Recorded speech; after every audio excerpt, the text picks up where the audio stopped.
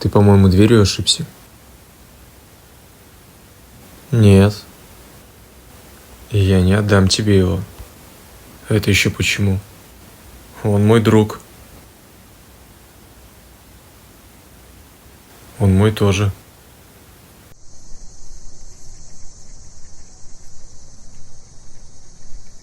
С каких пор ты стал его защищать? С таких.